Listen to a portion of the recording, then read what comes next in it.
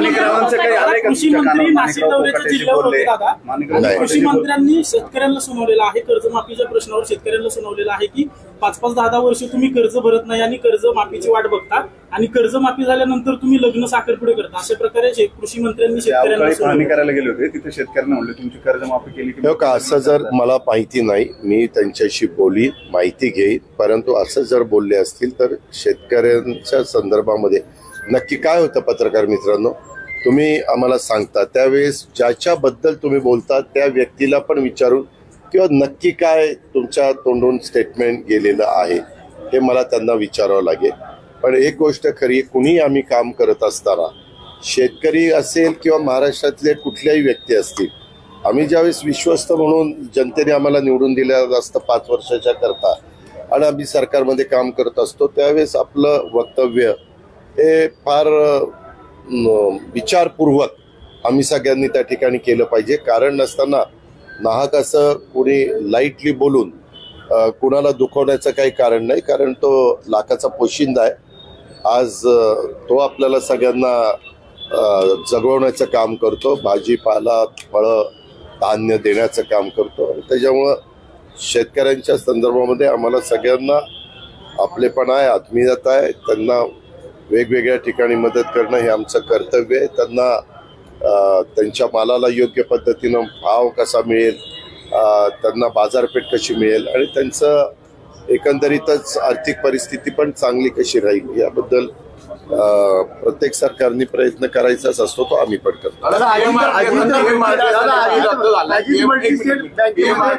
मोठा घोटाळा झालाय, अनेक ठेवीदारांना त्या ठिकाणी अडचणी आली पुरंदरची. ते आज नाही झालं, त्याला बरेच वर्ष झाली. आपण फार उशिरा सांगताय. 1 मिनिट, आता नाही रे बाबा, जवळपास माझ्या माहितीप्रमाणे 8-10 वर्ष झाली, 8-10 वर्ष. आणि त्याच्याबद्दल जी काही कार्यवाही असती सहकार विभागाकडनं ती सहकार विभागाने केली पाहिजे. ते सहकार विभाग करेल. त्याचं कारण असं आहे, आजच माझ्याकडे एका पतसंस्थेच्या बद्दल सहकार आयुक्त सर्किट हाऊसला आलेले होते आणि त्यांना मी सांगितलेलं होतं की ठेवीदारांच्या ठेवी देण्याच्या करता ज्या काही मॉर्गेज केलेल्या प्रॉपर्टी आहेत त्या ताब्यामध्ये घ्या, त्याचा 101चं प्रकरण करा आणि ताब्यामध्ये घेऊन त्या तुम्ही लिलावात काढा. आणि तशा पद्धतीनं त्यांनी मला यादी पण दाखवली, लिलावाची तारीख त्यांनी डिक्लेअर केलेली, आणि त्याच्यातनं ते पैसे घेऊन आपण त्या संस्थेच्या ठेवीदारांचे पैसे परत करणार आहोत. तशाच पद्धतीनं आपण जो मुद्दा मांडताय तोही मी त्यांना सांगेन की ह्याच्याही संदर्भामध्ये जिथं जनतेने विश्वासाने ठेवलेल्या पैशाच्या संदर्भामध्ये जर कुठल्या गोष्टी चुकीच्या घडलेल्या असतील तर सहकार विभागाचे राज्य सरकारचे जे नियम आहेत ते नियम कडक आहेत. त्याच्या संदर्भात कुठलाही राजकीय दबाव न येऊन देता पुढच्या कारवाई केल्या पाहिजेत असं मी सोमवारी आयुक्तांना सांगितलं. डीपी तो रद्द झाला, प्रारूप आराखडा त्याच्यामध्ये गडबड झाली होती म्हणून रद्द झाला की काय नेमकं त्या संदर्भात पत्रकार मित्रांनो आपल्यालाही माहिती आहे, बरंच काही दोन्ही उलट बातम्या ह्या पहिल्यापासून त्या ठिकाणी चाललेल्या होत्या आणि ह्या वेळोवेळी मुख्यमंत्र्यांच्याही कानावर गेल्या आणि मुख्यमंत्री आज त्याचे अध्यक्ष आहेत आणि ह्या सगळ्या बातम्या गेल्यानंतर माझे पालकमंत्री म्हणून माझ्याही कानावर अशा प्रकारच्या बातम्या यायच्या की दादा काही ठिकाणी चुका घडलेल्या आहेत, काही ठिकाणी बिल्डरांच्या असणाऱ्या जमिनी ह्याला व्यवस्थितपणे तिथं डीपीमध्ये कुठलंही रिझर्वेशन टाकलं गेलं नाही, मात्र शेतकऱ्यांच्या जमिनीवर टाकलं गेलंय.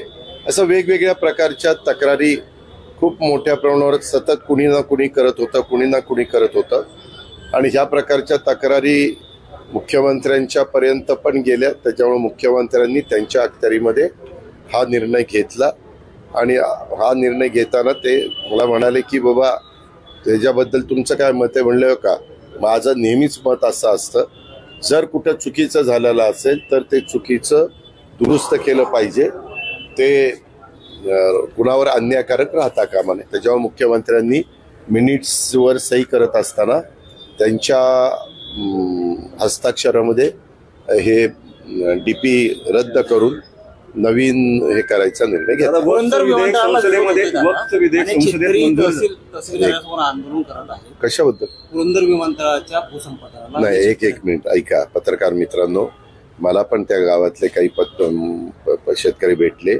आपल्याला आता असं करून चालणार नाही.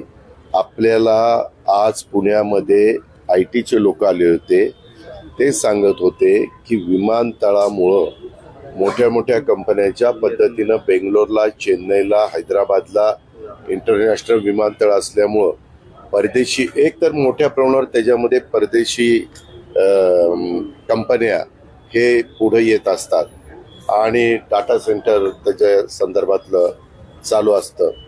आणि ते जर आपल्याला पुढं करायचं असेल तर आपल्याला विमानतळ करावं लागेल. आपल्याला ज्यांचं नुकसान व्हावं असं आम्हाला अजिबात वाटत नाही. परंतु तुम्ही बघितलं समृद्धी महामार्ग असेल, एक्सप्रेस हायवे असेल, असे अनेक रस्ते करत असताना आपल्याला जमिनी घ्याव्या लागतात. त्या जमिनीला चांगला मोबदला देण्याची खबरदारी राज्य सरकार त्या ठिकाणी घेईल आणि त्या पैशामध्ये त्यांनी दुसरीकडं अधिकची जमीन घ्यावी. हे काही त्यांच्या सगळ्या घराचा वगैरे मोबदला दिला जाईल. आता ती साईटच जर तिथली फायनल झालेली असेल, आम्ही अनेक प्रकारे प्रयत्न केला, आम्ही मागे असताना पण केला किंवा त्याच्याऐवजी थोडी खाली सरकता का, खाली सरकलं की ते बारामतीच्या जवळ जात होतं. मग पुन्हा काही जण बघा ह्यांना बारामतीलाच न्यायचं. तर पुणे आणि पिंपरी चिंचवड ह्या दोन्ही शहरांच्या दृष्टिकोनातनं मोठ्या प्रमाणावर नागरिक या दोन्ही शहरात फ्लोटिंग मिटिंग सगळं पॉप्युलेशन धरलं तर जवळपास 1 कोटी पॉप्युलेशन आपल्या पुणे आणि पिंपरी चिंचवडचं झालेलं आहे.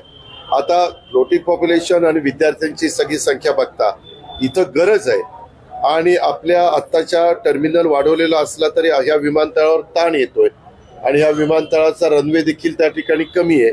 शिवाय ते संरक्षण विभागाचं असल्यामुळं कधी कधी त्यांची ज्यावेळेस प्रॅक्टिस असते त्यावेळेस 10 वाजेपर्यंत बंद, आज 12 वाजेपर्यंत बंद, असं शहरामधल्या विमानतळाचं चालत नाही. इंटरनॅशनल विमानतळ असलं तर ते 24 तास चालू असलं पाहिजे आणि त्यामुळं हे करावं लागतंय, नाईलाजाने करावं लागतंय. ह्याच्यामध्ये कुठं शेतकऱ्यांना नाराज करणं किंवा शेतकऱ्यांना त्रास देणं ही भावना अजिबात नाही. ही चर्चा गेले 10-15 वर्ष चाललेली आहे आणि आता आपल्याला जर पुढच्या 50-100 वर्षाचा विचार करायचा असेल तर पत्रकार मित्रांनो, आपण पण तसं पॉझिटिव्ह थोडंसं बातम्या देण्याचा प्रयत्न करा. तिथं कुणावर अन्याय होणार नाही ही खबरदारी राज्य सरकार निश्चितपणे घेईल ही खात्री मी देतो. वक्फचा कायदा जो आहे तो संसदेमध्ये पारित झाला. लोकसभेमध्ये राष्ट्रवादीने मतदान केलं, मात्र त्याच्या संदर्भातली भूमिका मांडली नाही. रादर वक्फच्या संदर्भामध्ये जाहीर भूमिका. एक मिनिट, एकच माणूस आमचा एकच माणूस आहे. राज्यसभेत 3 आहेत, त्याच्यावर राज्यसभेत प्रफुल्लभाईंनी भूमिका त्या ठिकाणी मांडली. त्यामध्ये वेगवेगळ्या पद्धतीची चर्चा होतीये. काही जण म्हणतात की हे अन्यायकारक आहे, परंतु काही जण म्हणतात की ह्याच्या